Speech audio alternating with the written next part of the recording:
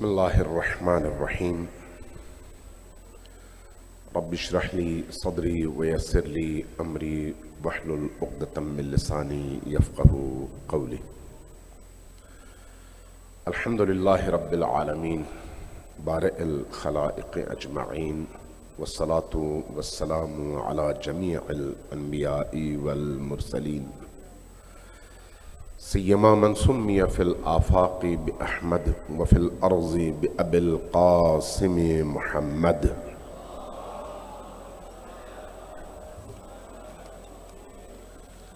والصلاة والسلام علی اولادہ الطیبین الطاہرین المعصومین المیامین واللعنۃ الدائمۃ الابدیۃ علی اعدائہم اجمعین من یوم عداوتہم الی قیام یوم الدین۔ اما بعد فقد قال اللہ الحکیم فی کتابہ المحکم الحکیم۔ بسم اللہ الرحمن الرحیم۔ اليوم اکملت لکم دینکم واتممت علیکم نعمتی ورضیت لکم الاسلام دینا۔ میں سب سے پہلے اپنے میزبان دوستوں کا بے حد شکر گزار ہوں۔ میں کیا اہل البیت علیہ السلام نے ان دوستوں کو یہ توفیق عطا کی ہے کہ آج سرزمین ملتان میں اتنی نورانی، پرکشش اور دلوں کو گرمانے والی، حرارت بخشنے والی، زندگی بخشنے والی ایسی غدیری کانفرنس کے انعقاد کی انہیں توفیق ملی ہے۔ یہ اللہ کی طرف سے خاص توفیق بھی ہے اور انعام بھی ہے۔ چونکہ مجھ سے پہلے ہمارے انتہائی معزز، محترم اور پیارے ساتھی جناب مفتی طیب شاہ ترمذی سواتی نے بڑی خوبصورت گفتگو فرمائی، اور ان کے بعد میرے برادر محترم جناب مفتی فضل ہمدرد صاحب نے بڑی جاندار اور خوبصورت گفتگو فرمائی۔ اب میں اگر مزید گفتگو کرنا چاہوں گا تو مجھے ڈر ہے کہ آپ بدہضمی کا شکار نہ ہوں، چونکہ معنوی حوالے سے بھی اور مادی حوالے سے بھی جب انسان کھانا کھتا ہے تو اپنے ہاضمے کے حساب سے کھتا ہے۔ اگر زیادہ کھا لے تو ادھر بھی بدہضمی ہو جاتی ہے اور ادھر بھی بدہضمی ہو جاتی ہے۔ لیکن علی کا موضوع ایسا ہے، علی کا موضوع ایسا ہے کہ ساری رات ذکر ہوتا رہے انسان تھکتا نہیں ہے، ساری رات۔ کیوں؟ اس لیے کہ روح کی گہرائی میں جو چیز اللہ نے پاک باز انسانوں کے اندر چھپائی ہوئی ہے وہ علی ہے۔ یہ روح کی پاکیزگی کی سب سے بڑی علامت ہے۔ علی نام ہی ایسا ہے، علی نام ہی ایسا ہے۔ ابھی مفتی صاحب نے بڑے خوبصورت یہاں پر نعرے لگوائے، میں اپنا مشاہدہ عرض کروں۔ لاہور میں آپ کو یاد ہوگا کچھ عرصے پہلے طاہر القادری صاحب کے مرکز پر حملہ ہوا اور کافی لوگ شہید ہوئے۔ ان شہداء کا چہلم تھا، چہلم ماڈل ٹاؤن میں منہاج کے سامنے والے گراؤنڈ میں تھا، اور کراؤڈ بالکل کھچا کھچ بھرا ہوا اور بہت بڑا اجتماع تھا ان کے چہلم کی مناسبت سے۔ اور چونکہ ان دنوں ایک سیاسی ایک فضا بھی چلی ہوئی تھی تو اس لیے وہ صرف چہلم نہیں تھا، سیاسی اجتماع بھی تھا۔ اور سٹیج پر چودھری شجاعت، چودھری ظہور الہی اور خود طاہر القادری صاحب، آپ کے اس زمانے میں اینٹی چلنے والے وزیر تھے رشید احمد، شیخ رشید، وہ اور ہم بیٹھے ہوئے تھے سٹیج پر۔ جب انہوں نے مجھے بلایا تو ظاہر ہے میں ایک شیعہ کی حیثیت سے اتنے بڑے اجتماع میں جب گفتگو کر رہا تھا تو امیر المؤمنین پر بھی اور حسینی روح اور حریت پر بھی گفتگو ہوئی، تو میں نے وہاں پر ایک عجیب منظر دیکھا کہ لوگ کبھی نعرہ حیدری کے ذریعے سے ولولے اور اپنی محبت اور جوش کا اظہار کر رہے تھے جبکہ اہل سنت تھے، اور کبھی لبیک یا حسین کے ذریعے سے اپنے جذبات کا اظہار کر رہے تھے۔ جب میں واپس آ کر بیٹھا تو شیخ رشید اور چودھری شجاعت کے درمیان میں بیٹھا ہوا تھا، شیخ رشید نے میرا ہاتھ پکڑا اور کہا کہ شہیدی صاحب ایک بات بتاؤں؟ میں نے کہا جی۔ کہنے لگے یہ حضرت علی کے نام میں پتہ نہیں کیا ایسی طاقت ہے کہ جب انسان سنتا ہے تو سکون سے بیٹھ نہیں سکتا، بجلی دوڑتی ہے وجود کے اندر، وجود کے اندر بجلی دوڑتی ہے، اور یہ حقیقت ہے، یہ حقیقت ہے۔ کمزور سے کمزور انسان جب یا علی کہتا ہے تو گویا اس کے اندر ایک پاور کا جنریٹر روشن ہو جاتا ہے۔ علی کے نام میں یہ تاثیر ہے، اور آج یہ دن جو آپ منا رہے ہیں یہ اسی علی کا دن منا رہے ہیں۔ کون سا دن؟ غدیر کا دن۔ غدیر کوئی شیعہ اور سنی کا مسئلہ نہیں ہے، غدیر ایک قرآنی موضوع ہے، قرآنی موضوع۔ اگر کوئی شخص قرآن کو مانتا ہے تو وہ مجبور ہے غدیر کو ماننے پر، اس لیے کہ غدیر کا انکار قرآن کا انکار ہے۔ روایات، احادیث، یہ بات کی بات ہے، ہم بات کر رہے ہیں اللہ تبارک و تعالیٰ کی، اللہ کے کلام کی۔ چونکہ غدیر کا موقع ہے، غدیر کے ایام چل رہے ہیں 18 سے 24 تک، غدیر سے مباہلہ تک، تو لہذا یہ عرض کروں کہ غدیر حریت انسانی اور پاکیزہ ترین کرداروں کو معاشرے کے اندر حاکم بنانے کا اعلان ہے۔ پاکیزہ ترین کرداروں کو علی کی خلافت سے ہٹ کر خود اللہ کی طرف سے ایک ضابطہ اور قانون کا اعلان غدیر میں ہوا ہے کہ اللہ کی خلافت اسی کو مل سکتی ہے جو رسول کا شبیہ ہو، اور اس میں چونکہ علی شبیہ ترین ہستی ہے اس لیے اس سانچے میں علی فٹ بیٹھتے ہیں۔ لہذا ایک اصول ہے غدیر، ایک ضابطہ ہے غدیر۔ آج چونکہ مشکل ہماری یہ ہے ہمارے معاشرے کی کہ ہم نے جب حقیقت کو نہیں ماننا تو پھر اس کو اس کی راہ سے ہٹانے کے لیے مختلف ہیلے بہانے تلاش کرنے ہیں۔ آپ کو مسلمان معاشروں کے اندر جس طرح علی کے مخالف ملیں گے اسی طرح یزید کے حامی بھی ملیں گے۔ عجیب ہے نا کہ یزید کے حامی بھی مسلمانوں میں اور علی کے مخالف بھی مسلمانوں میں۔ آپ کو کافروں میں کوئی یزید کا حامی نہیں ملتا، واقعی یہ عجیب بات ہے۔ اور اسی طرح سے علی کی مخالفت کوئی کافر نہیں کرتا۔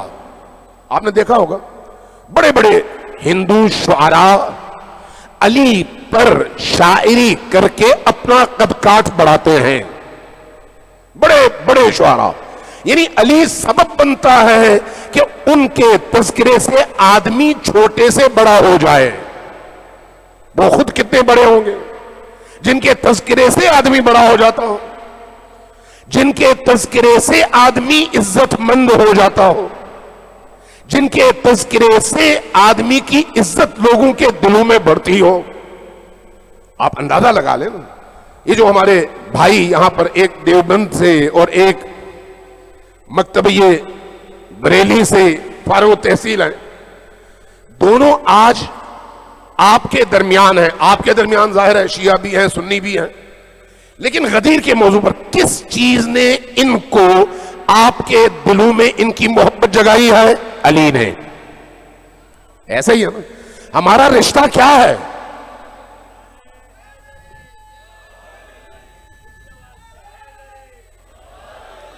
ہمارا آپس کا رشتہ کیا ہے؟ ولایت علی. ولایت علی.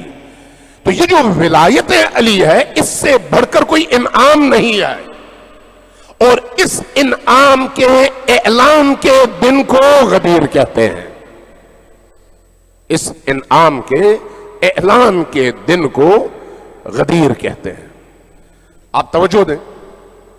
آپ کو کہیں پر بھی کسی مجلس اور محفل میں جب کوئی تذکرہ ہوتا ہے کسی بھی صحابی رسول کا تو آپ کو کوئی اور رد عمل میں کسی اور کا تذکرہ کرتا ہوا نہیں ملے گا.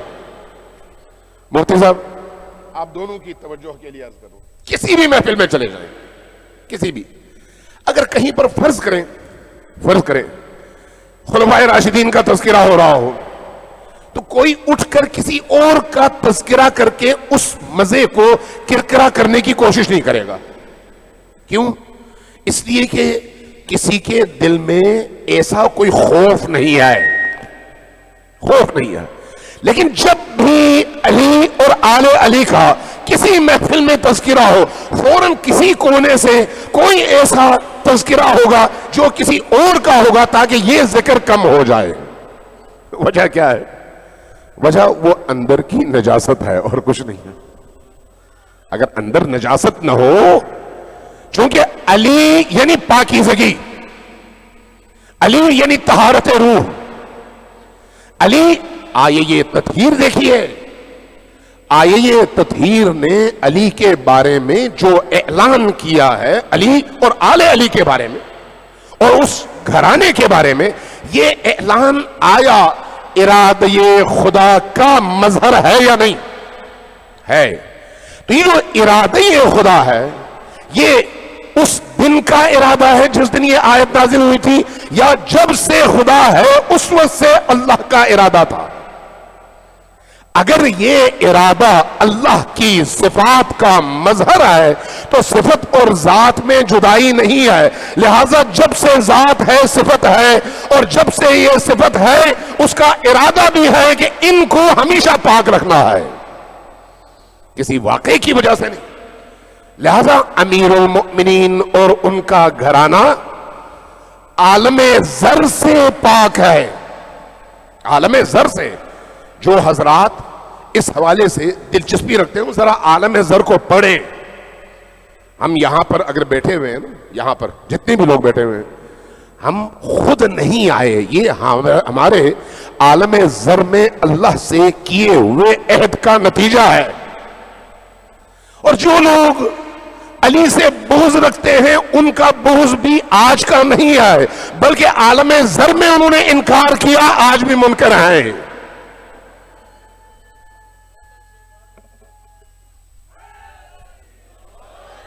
لہذا یہ بات یاد رکھیں کہ علی کا مولائی ہونے کے لیے, علی کی ولایت کے دائرے میں داخل ہونے کے لیے شیعہ اثنا عشری مذہب اختیار کرنے کا اعلان کرنا ضروری نہیں ہے.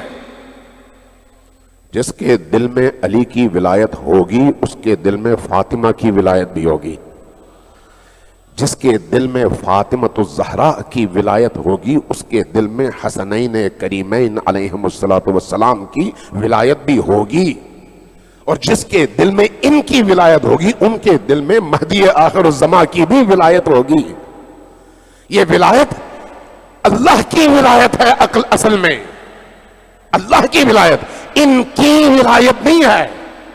انما ولیکم اللہ جب کہا جاتا ہے تو وہ جو اللہ کی ولایت ہے وہ جب بشریت میں آئے تو محمد کی ولایت ہے, جب بشریت میں آئے تو علی کی ولایت ہے, جب بشریت میں آئے تو آل علی کی ولایت ہے, آل علی کی ولایت.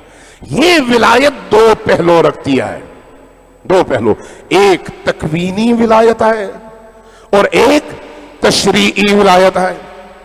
تشریعی ولایت کے قبول کرنے نہ کرنے کا تعلق ہم انسانوں سے ہے، ہمارے مزاج کے مطابق ہے، ہم نے قبول کر لیا، نہیں ہے نہیں کیا، اس لیے کوئی کافر ہے کوئی مسلمان ہے، کوئی منافق ہے کوئی مومن ہے، یہ ہمارے اختیار میں ہے، چونکہ وہ تشریع ہے، ہمارے اختیار سے متعلق ہے، لہٰذا اگر ہم نے قبول کر لیا مومن بنیں گے، نہیں کیا تو کوئی بات نہیں، جہاں ہمارا ٹھکانہ ہوگا وہیں پر چلے جائیں گے۔ لیکن جو تکوینی ولایت ہے وہ کس کی ہے؟ وہ تو انہی کے در کی ہے۔ وہ جو ان کے در کی ولایت ہے، یعنی علی اور آل علی کی تکوینی ولایت، وہ بڑی ہے یا تشریعی ولایت بڑی ہے؟ تشریعی ولایت انسانوں کی زندگی کے معیار کو بہتر کر کے ایک صالح معاشرے کی تشکیل کے لیے ضروری ہے۔ اگر انسانوں نے مانا ان کی قسمت، نہیں مانا ان کی بدقسمتی، لیکن وہ جو تکوینی ولایت ہے وہ تو ان کا حق ہے اور ان کا اختیار ہے جو اللہ نے ان کو دیا ہے۔ وہ جو اختیار ہے، وہ جو تکوینی ولایت ہے، وہ کوئی نہیں چھین سکتا۔ آج جب غدیر کی ہم بات کرتے ہیں تو غدیر تکوینی ولایت کا اعلان کا نام نہیں ہے، غدیر تکوینی ولایت کے اعلان کا نام نہیں ہے، غدیر تشریعی ولایت کے اعلان کا نام ہے۔ تشریعی ولایت، ہم جب اللہ تبارک و تعالیٰ کے کلام پر غور کرتے ہیں تو ہمیں بڑی عجیب و غریب چیزیں نظر آتی ہیں۔ آج کہا جاتا ہے بھئی خود علی، مولا علی نے کبھی یہ دعویٰ تو نہیں کیا کہ میں خلیفہ تھا، کبھی حسنین نے یہ دعویٰ نہیں کیا۔ کیوں ایسی باتیں کی جاتی ہیں؟ چونکہ عوام تک وہ چیزیں پہنچائی نہیں گئی، پہنچنے نہیں دیا گیا، اور عوام کی جہالت سے بھرپور استفادہ کیا جاتا ہے۔ آج بھی آپ دیکھ لیں جو ہمارے معاشرے کے اندر یعنی بدیہی ترین چیزوں کا انکار اس ڈٹائی سے کیا جاتا ہے کہ آدمی کے سینگ نکل آئے ہیں۔ بھئی اتنی واضحات کا انکار یہ لوگ کیسے کرتے ہیں؟ نبی کریم صلی اللہ علیہ وآلہ وسلم زندگی کے آخری مرحلے میں 2 یا 3 دن باقی ہیں۔ بخاری کی حدیث ہے، مسلم کی حدیث ہے کہ آپ نے فرمایا کاغذ اور قلم مجھے دیجیے۔ کاغذ اور قلم کیوں مانگا؟ تاکہ میں لکھ کر دے دوں کہ تم میرے بعد گمراہ نہ ہونا۔ یہ گمراہی کس معنی میں ہے؟ کیا لوگ نماز چھوڑ دیں گے، روزہ چھوڑ دیں گے، حج چھوڑ دیں گے، زکوٰۃ اور باقی اس طرح کے ضروری جو واجب اور فرض اعمال ہیں ان کو چھوڑیں گے؟ نہیں، بلکہ وہ چیز جو اس دین کی اساس اور روح ہے اس سے کہیں محروم نہ کر دیے جائیں، اور لوگوں کا شعور ابھی اس منزل پر نہیں ہے، اس لیے لکھ کر دوں۔ تو بخاری کی حدیث یہ ہے کہ صحابہ کرام میں اختلاف پیدا ہوا۔ بعض نے کہا کہ دیجئے، لیتے ہیں دیتے ہیں نبی کریم کو، اور بعض نے کہا نہیں، ضرورت نہیں ہے، اور جنہوں نے کہا ضرورت نہیں ہے انہوں نے کہا حسبنا، یاد ہے نا آپ کو، حسبنا کتاب اللہ۔ ہمارے علماء کرام بڑے لے میں، بڑے سر میں یہ سناتے ہیں کہ فلان صحابی نے کہا حسبنا کتاب اللہ، ہمیں کتاب خدا کے علاوہ کسی اور چیز کی ضرورت نہیں ہے، کتاب ہمارے لیے کافی ہے۔ اور جب اس کی تفسیر کرنے لگتے ہیں تو کہتے ہیں ان کا بڑا جی چاہ رہا تھا کہ نبی کریم تکلیف نہ اٹھائے، ان کو اذیت سے بچائیں، اس لیے کہا کہ یہ تکلیف نہ دو، ہمارے لیے کتاب کافی ہے۔ سوال یہ ہے کہ کیا نبی کریم ایک وقت میں نبی ہیں دوسرے میں نہیں ہیں؟ بیماری میں نبی نہیں ہیں، صحت مندی میں نبی ہیں؟ کیا کوئی ایسی شرط نبوت کے ساتھ ہے؟ یا وہ ہر پل جاگے تب بھی نبی ہیں، سوئے تب بھی نبی ہیں، اٹھے ہوئے ہوں، رکاب پہ پاؤں ہوں، جنگ میں ہوں، صلح میں ہوں، بازار میں ہوں، گھر میں ہوں، ہر موقع پر وہ نبی ہیں؟ اگر وہ ہر موقع پر نبی ہیں اور کہتے ہیں لاؤ میں لکھ کر دوں، اور کہا جائے کہ حسبنا کتاب اللہ، کتاب ہمارے لیے کافی ہے، اور اس کی بھی توجیہ یہ کی جائے کہ انہوں نے نبی کریم کو اس لیے روکا کہ نبی کریم کو تکلیف نہ ہو، وہ ظاہر ہے کوئی احمق بھی اس توجیہ کو قبول نہیں کرتا. لیکن آدمی جب اس حسبنا کتاب اللہ کو دیکھتا ہے تو پھر اس کی تفسیر کرنے والے مولوی حضرات کی ذہنیت پر انسان کو شک ہونے لگتا ہے کہ کیا ان میں اتنا بھی قوت فیصلہ، قوت ادراک، قوت فہم نہیں ہے. وہی قرآن جس کے بارے میں آپ کہتے ہیں حسبنا کتاب اللہ، وہی قرآن کہتا ہے ما آتاکم الرسول فخذوہ وما نہاکم عنہ فانتہوا. جو کچھ رسول نے تمہیں دیا مضبوطی سے پکڑو، اور جس چیز سے روکا اس سے رکو. یہ وہی قرآن کہتا ہے جو حسبنا ہے، ہمارے لیے کافی ہے. وہی قرآن کہتا ہے وما ينطق عن الهوى ان هو الا وحی یوحا. یہ جو نبی جو کچھ بھی فرماتے ہیں وہ اپنی مرضی سے نہیں ہے، جو کچھ بھی ہے وہ خدا کی طرف سے ہے. حتیٰ ان کا آنکھ جھپکنا بھی اللہ کے امر کے تابع ہے. حتیٰ آنکھ جھپکنا بھی اللہ کے امر کے تابع ہے. لہذا اگر ہم دل کے حوالے سے بے طرف ہو کر، بے طرف بغیر تعصبات میں آئے، قرآن کریم کا مطالعہ کریں اور احادیث کا، تو شاید بہت ساری غلط فہمیاں ہمارے اسی اپنے مطالعے کے نتیجے میں دور ہو جائیں. اپنے کسی اور کو ہمیں سمجھانے کی ضرورت ہے ہی نہیں. ذرا غور کیجئے گا، یہ جو غدیر کا موضوع ہے کتنا پیارا موضوع ہے کہ میں نے بعض مفسرین کو دیکھا، انہوں نے کہا کہ جو آیت ہے النبی اولا بالمؤمنین من انفسہم والی، تو یہ جو آیت ہے یہ ذی قعدہ میں نازل ہوئی، یعنی ذی الحج سے 1 مہینے پہلے یہ آیت نازل ہوئی. تو اس کا مطلب کیا تھا؟ لوگوں یاد رکھو، لوگوں یعنی مسلمانوں، صحابہ کرام، باقی لوگوں، سب کے سب یاد رکھو کیا کہ نبی کی حیثیت تمہارے درمیان مالک کی ہے، دوست کی نہیں. مالک کیا مطلب؟ النبی اولا بالمؤمنین من انفسہم، وہ جو اپنی جان کے مالک ہیں اس سے زیادہ مالکیت کا حق رسول کو حاصل ہے. النبی اولا، اولا یعنی اس سے اوپر کا درجہ ہے، ولی سے اوپر کا، مالکیت سے اوپر کا، کہ نبی تمہاری جانوں کے تم سے زیادہ حقدار بھی ہیں، مالک بھی ہیں، اور تصرف کا جو حق تمہیں حاصل ہے اس سے زیادہ نبی کو حاصل ہے.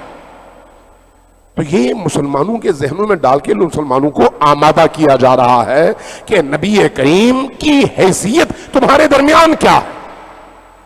اب اس کے بعد حج کا موسم، حج میں جو کچھ ہوا اور اس کے بعد واپس آئے، غدیر خم، وہ میدان، وہ چوراہا یا جو بھی آپ کہیں اس کو، جہاں پر قریب میں پانی کا ایک پورا مجموعہ موجود ہے، تالاب موجود ہے، اور وہاں پر کھڑے ہو کر جب قرآن کی نازل ہوتی ہے آیت، کم از کم 30 مفسرین نے اس آیت کے نزول کا موقع غدیر بتایا ہے.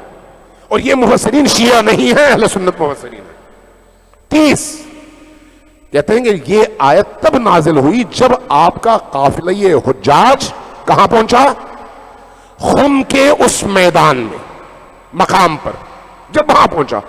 آیت کیا تھی؟ یا ایھا الرسول بلغ ما انزل الیک من ربک، بلغ ما انزل الیک من ربک، جو اللہ نے آپ پر نازل کیا ہے وہ پہنچائیے.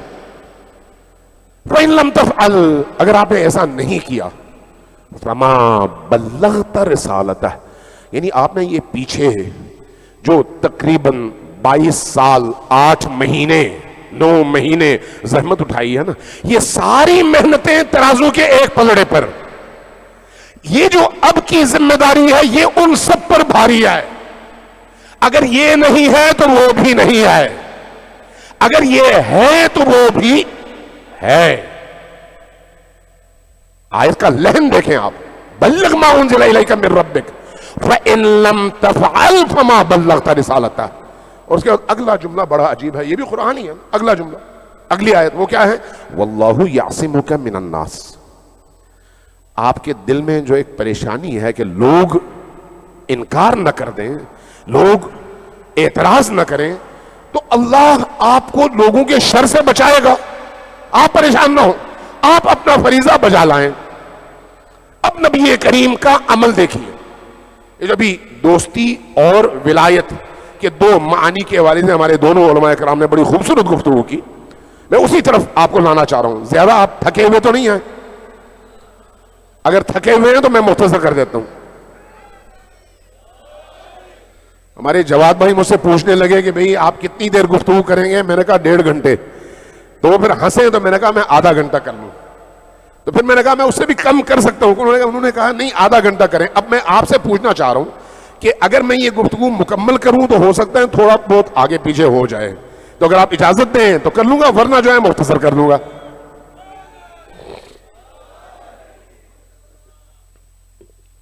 جب یہ آیت نازل ہوئی تو نبی کا ایکٹ دیکھیں اور غور کریں اس بات پر انسانی حوالے سے کہ نبی کریم نے آگے جانے والوں کو روکا، قافلے بھجوائے کہ آگے جانے والوں کو واپس بلاؤ. پیچھے سے جو کمزور تھے، دیر سے نکلے تھے مکہ سے، ان کا انتظار کیا. سب جب جمع ہوئے تو پھر ایسا مقام، ایسا ممبر، ایسی اونچی جگہ بنائی کہ سب تک آواز بھی جائے. کوئی یہ نہ کہے کہ ہم نے تو سنا نہیں تھا، کوئی یہ نہ کہے کہ ہم نے تو دیکھا نہیں تھا. ممبروں کا، پالانوں کا ممبر. اور اس کے بعد جو خطبہ دیا، وہ خطبہ ابھی آپ کے سامنے ہے، یہ جو ہمارے دوستوں نے بھی پرنٹ کر کے رکھا ہوا ہے، اس کو پڑھیے. اس خطبے کے الفاظ پڑھیے. اہل سنت کے ہاں بھی یہ خطبہ جو ہے مختلف طرق سے نقل ہوا ہے، اور اہل تشیع کے ہاں بھی. اور مزے کی بات ہے کہ یہ جو ولایت والی حدیث ہے اتنی متواتر ہے کہ میں نے یہ دیکھا 100 سے زیادہ طریقوں سے اہل سنت نے نقل کیا ہے. 100 سے زیادہ طریقوں سے. اور جو تشیع کے ہاں 30-35 کے قریب طرق ہیں. یعنی اس کا مطلب یہ ہے کہ کوئی اس کا منکر نہیں ہے. اب اگر منکر نہیں ہے تو پھر ڈنڈی کہاں ماری جاتی ہے؟ ترجمے میں. کہ ترجمہ ہم ایسا کر دیں کہ ہمارے مزاج کے مطابق. سب کو جمع کرنے کے بعد نبی کریم اللہ کی توحید کا اعلان کر کے بتاتے ہیں کہ میں نے بھی اب جانا ہے، یہ میری زندگی کا آخری حج ہے، یہ آخری سال ہے. بتاتے ہیں. اور اس کا مطلب کیا ہے؟ اب جو میں تمہیں پیغام دینے لگا ہوں یہ بڑا اہم ہے. تو کیا نبی کریم نے مینا میں خطبہ نہیں دیا تھا؟ دیا تھا یا نہیں؟ تو وہ جو مینا کا خطبہ تھا اس میں سارے حاجی تھے یا نہیں تھے؟ تھے. تو پھر 3 دن بعد 4 دن بعد کیا ضرورت پڑی؟ کیا ضرورت پڑی کہ مینا چھوڑ کر آئیں اور یہاں پر غدیر خم میں اس طرح کا اعلان کیا جائے؟ تو اس کا مطلب ہے کوئی راز ہے، کوئی حکمت ہے، اور وہ حکمت اللہ کی حکمت ہے. اگر ادھر ہوتا تو اس طرح سے نقل بھی نہ ہوتا شاید. یہاں پر خاص اہتمام. لہذا جب سب کو جمع کیا تو اس کے بعد جو اس آیت کا حوالہ دے کر النبی اولا بالمؤمنین من انفسہم، اس آیت کا حوالہ دے کر جو اپنی حیثیت منوائی وہ کیا ہے؟ الست اولا بکم من انفسکم. گزشتہ مہینے جو آیت نازل ہوئی تھی یاد ہے تمہیں کہ مجھے اللہ نے تمہاری جانوں کا تم سے زیادہ مالک بنایا ہے. الست اولا بکم من انفسکم، تم سے زیادہ تمہاری جانوں کا مالک اور حاکم. سب نے کہا بلا یا رسول اللہ. تب فرمایا جس کی جان کا مالک میں ہوں اس کی جان کا مالک میرا بھائی علی ہے. جو میری حیثیت ہے، جو میری حیثیت ہے، مجھے تم جو مانتے ہو وہی علی کو مانو. اب آپ کی مرضی ہے کہ آپ دوست مانیں، حاکم مانیں، مالک مانیں، آپ کی مرضی ہے، آپ کا مزاج. لیکن مشکل یہ ہے کہ جنہوں نے دوست مانا انہوں نے دوستی پر بھی شب خون مارا. لیکن جنہوں نے دوست مانا اور کہا کہ نہیں وہاں پر ولی نہیں، دوستی کا اعلان ہوا تھا، تو بعد میں اسی دوستی کا ثبوت انہوں نے کبھی جمل میں دیا، کبھی بولے کبھی صفین میں دیا اور کبھی نہروان میں دیا. کس کے خلاف؟ اسی علی کے خلاف جو قرآن کے مطابق جان رسول ہے، نفس رسول، جان رسول. اسی علی کے بارے میں جس کو اللہ کے اس آخری رسول نے اپنا ساتھی، بھائی، جانشین اور آپ کے مطابق چلو دوست. اب یہ بھی عقل میں آنے والی بات نہیں ہے کہ جب مواخات میں امیر المؤمنین کو رسول نے اپنا بھائی بنا لیا تو کیا بھائی سے بڑھ کر بھی کوئی رتبہ ہوتا ہے؟ جبکہ چچا زاد بھائی تو تھے ہی. اور پھر متعدد مقامات پر جتنی بھی فضیلتیں امیر المؤمنین کے بارے میں وارد ہوئی ہیں. ابھی انہوں نے ابن تیمیہ کے حوالے سے بات کی. ابن تیمیہ آپریشن کرنے میں بڑے زبردست قسم کے سرجن ہیں، ہر حدیث کا آپریشن کرتے ہیں. لیکن علی علیہ السلام کے بارے میں کچھ فضائل ایسے ہیں جن کا انکار یہ منکر بھی نہیں کر سکا.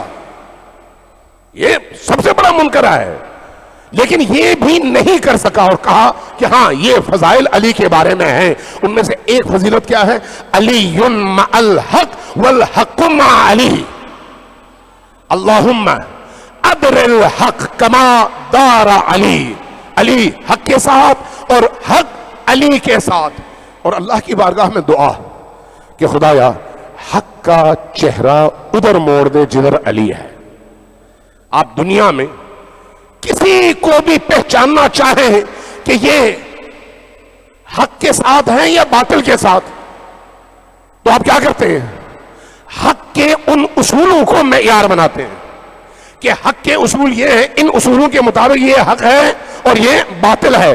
لیکن اللہ نے اپنے رسول کے ذریعے سے علی کے حوالے سے معیارات بدل دیے اور فرمایا کہ حق بے شک تمہاری نظر میں ہو، لیکن اس حق کے حق ہونے کی دلیل بھی علی ہے.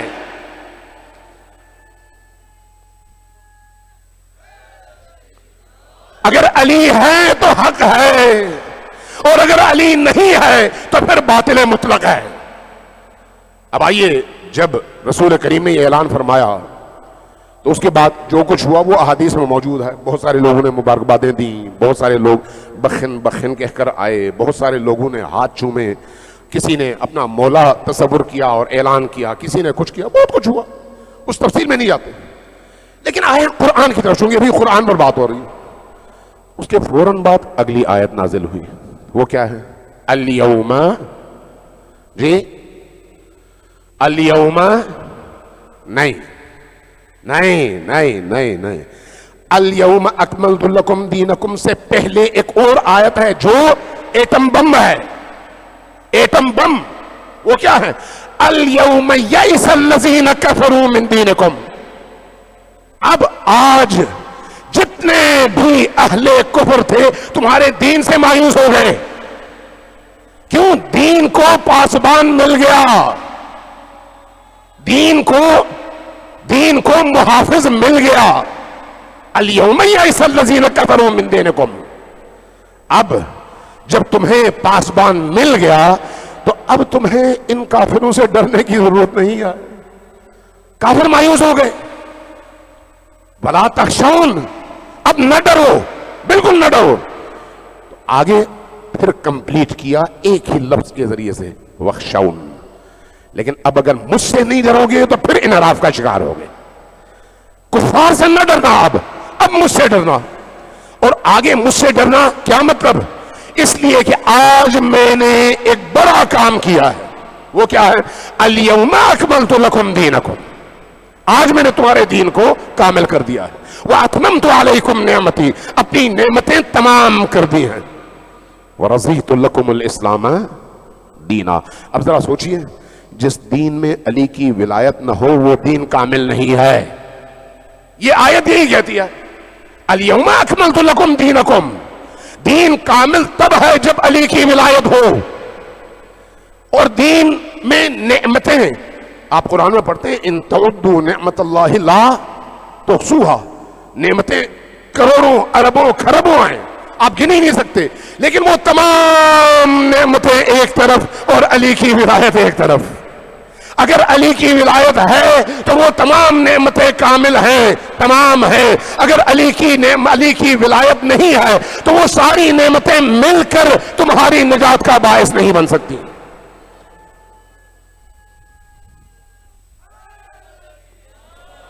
وَأَتْمَمْتُ عَلَيْكُمْ نِعْمَتِي، اور اس کے بعد اسلام، وَرَضِيتُ لَكُمُ الْإِسْلَامَ دینا۔ اگر اسلام کو ہم نے منتخب کیا دین کی حیثیت سے تو اس کی وجہ کیا ہے؟ ولایت علی۔ اگر علی کی ولایت نہیں ہے تو ایسے اسلام سے اللہ کا کوئی تعلق نہیں ہے۔ اگر ہے تو تب ہے جب علی کی ولایت ہو، علی کی ولایت ہو۔ ہمارے مفتی طیب شاہ صاحب نے ایک روایت پڑھی، مجھے نہیں پتا آپ لوگوں نے توجہ دی یا نہیں دی، میں تھوڑا سا آپ کا ذہن کھولنے کے لیے اسی روایت کو اپنے الفاظوں میں بیان کر دیتا ہوں، بڑی اہم ہے۔ مسجد کوفہ میں امیر المومنین موجود ہیں، بہت سارے لوگوں نے امیر المومنین پر اعتراضات بھی کیے، بہت سارے لوگ مخالف بھی تھے، منافقین بھی اسی معاشرے میں تھے، ملحدین بھی اسی معاشرے میں تھے، اندر سے امیر المومنین سے بغض رکھنے والے بھی اسی معاشرے میں تھے۔ مثلا بعض روایات میں ہے کہ جب بعض اعمال کے حوالے سے جو سابقہ دور میں متواتر عمل کی وجہ سے معاشرے کا حصہ بن گئے تھے، تفصیل میں نہیں جاتا، جب امیر المومنین نے روکنا چاہا تو لوگ اٹھ کھڑے ہوئے، آپ ہمارے سابقہ خلفائے راشدین کی سنت کو پامال کر رہے ہیں۔ امیر المومنین کو خاموش رہنا پڑا چونکہ فتنہ بن گیا تھا، ایسا معاشرہ تھا۔ اس معاشرے میں کسی نے چیلنج کیا کہ علی آپ یہ کیسے دعویٰ کرتے ہیں کہ آپ کو اللہ نے اپنا خلیفہ رسول کے ذریعے سے غدیر میں بنایا تھا؟ امیر المومنین اٹھے، رہابہ ایک کوفے کا علاقہ ہے، محلہ ہے، وہاں پر تشریف لائے اور لوگوں کو سب کو کہا کہ اس محلے میں آ جاؤ، آ گئے۔ امیر المومنین نے اٹھ کر خطبہ دیا اور خطبہ دینے کے بعد ارشاد فرمایا کہ تم میں سے جن لوگوں نے، شرط دیکھیں کیا رکھی، جن لوگوں نے اپنے کان سے خود سنا اور اپنی آنکھوں سے خود دیکھا، کب؟ غدیر خم رسول پاک کو، وہ ذرا اٹھ کر گواہی دے کہ غدیر خم میں نبی کریم نے میرے بارے میں کیا کہا تھا۔ جب یہ کہا، یہ ابن ابی ارقم کی روایت ہے، اور راوی کون ہے، نقل کرنے والا کون ہے؟ امام احمد ابن حنبل اپنی مسند کی پہلی جلد میں۔ یہ کوئی شیعہ روایت بیان نہیں کر رہا، امام احمد ابن حنبل نے اپنی مسند کی پہلی جلد میں اس روایت کو نقل کیا کہ علی وہاں پر کھڑے ہوئے اور فرمایا کہ جس نے اپنے کان سے نہ سنا ہو وہ گواہی نہ دے، جس نے اپنی آنکھ سے نہ دیکھا ہو وہ گواہی نہ دے، وہی گواہی دے جس نے اپنے کان سے سنا ہو، جس نے اپنی آنکھ سے دیکھا ہو۔ تو وہاں پر 30 افراد کھڑے ہوئے، ان میں سے 12 بدری صحابی تھے، 12 بدری صحابی تھے۔ ان سب نے اٹھ کر کہا کہ یا امیر المومنین، ہم گواہی دیتے ہیں ہم نے اپنی آنکھوں سے دیکھا اور رسول کریم سے یہ سنا کہ آپ نے فرمایا کہ من کنت مولاہ فہذا علی مولاہ۔ اب ایک اسی کے آگے اسی روایت کا اگلا حصہ میں آپ سے عرض کرتا ہوں۔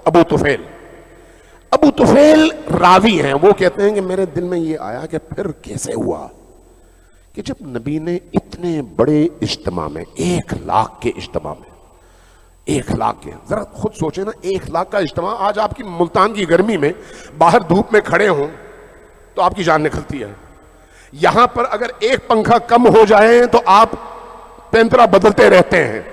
بھئی یہ مکہ کی گرمی ہے، مکہ کی سرزمین ہے، تاریخ اٹھا کر دیکھ لیں کہ اس وقت گرمی اپنے پیک پر تھی، آج بھی 50 ڈگری سے اوپر چلی جاتی ہے۔ تب جب نہ کوئی سائبان تھا نہ کوئی درخت تھا، ایسے موقع پر نبی 1,20,000 صحابہ کرام کو ایک جگہ جمع کرتے ہیں، روکتے ہیں اور اس کے بعد کہتے ہیں علی میرا دوست ہے، جو مجھے اپنا دوست سمجھتا ہے علی کو دوست سمجھے۔ اس کا مطلب یہ ہے کہ اگر آپ تفسیر کرنا چاہیں، تحریف کرنا چاہیں تو تھوڑا سا عقل سے بھی کام لیا کریں، عقل نہ ہو تو پھر آدمی ایسے ہی توجیہات کرتا ہے. یعنی نبی کو اپنے مقام سے بھی نیچے لے آتا. اگر یہ کام کوئی اور عام آدمی کرے تو آپ اس کو 1000 گالیاں دیں. تم نے ہمارا اتنا ٹائم ضائع کیا اس دھوپ میں, اس گرمی میں, یہ بتانے کے لیے کہ کچھ لوگوں کو علی سے شکایت تھی, ان کے شکایت کے ازالے کے لیے اس پوری امت کو جمع کر کے آپ نے کہا علی میرا دوست ہے, جو مجھے اپنا دوست مانتا ہے علی کو دوست مانے. احمقانہ ترین توجیہ, خلاف عقل, خلاف علم و دانش. اب یہاں پر راہبہ کے مقام پر یہ جو ابو طفیل ہیں یہ کہتے ہیں میرے ذہن میں یہ بات پیدا ہوئی کہ یہ کیسے ہو سکتا ہے کہ اتنی بڑی تعداد ہو اور اس کے باوجود علی محروم کر دیے جائیں. تو کہتے ہیں میں ابن ابی ارقم کے پاس گیا, صحابی رسول, میں نے ان سے اپنے اس خدشے کا اظہار کیا تو انہوں نے کہا بات تو سچ ہے, ہوا ایسا ہی, اور میں نے نبی سے اپنے کانوں سے یہ بات سنی تھی, لیکن ہو ایسے ہی گیا.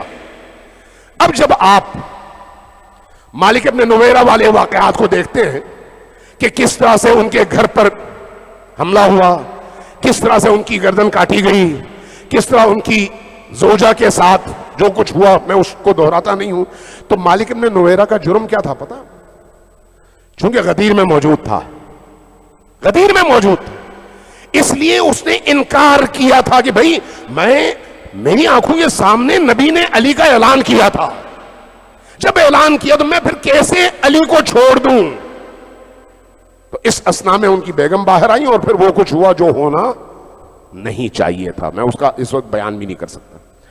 گفتگو بڑی لمبی ہے, موضوعات اور نکات اتنے زیادہ ہیں غدیر کے اس موضوع پر کہ اگر صبح تک بولا جائے تو مطالب ختم نہیں ہوتے. لیکن چونکہ آپ نے کھانا بھی نہیں کھایا ہوگا, تھکے ہوئے بھی ہیں, گرمی بھی ہے, تو میں اس سے زیادہ آپ کو امتحان میں نہیں ڈالتا. اللہ سے اس دعا کے ساتھ کہ اللہ تبارک و تعالی ہم سب کو یہ توفیق عطا فرمائے کہ ہم جب تک جئیں علی کے سائے میں جئیں اور مرے تو علی کے سائے میں مرے. علی ہمارے لیے ایمان کا معیار قرار پائے اور علی کا بغض ہمارے لیے کفر اور عناد قرار پائے. علی دنیا میں بھی ہمارے امام ہوں, موت کے موقع پر بھی ہمارے امام ہوں, اور مرنے کے بعد بھی ہمارے امام ہوں. اللہ ہمیں علی کے ساتھ محشور فرمائے, اور جو علی سے بغض رکھتے ہیں انہیں انہی کے ساتھ جو علی کے دشمن تھے محشور فرمائے. والسلام علیکم ورحمۃ اللہ وبرکاتہ. ماشاءاللہ انتہائی جامع انداز میں نظام امامت پر گفتگو فرما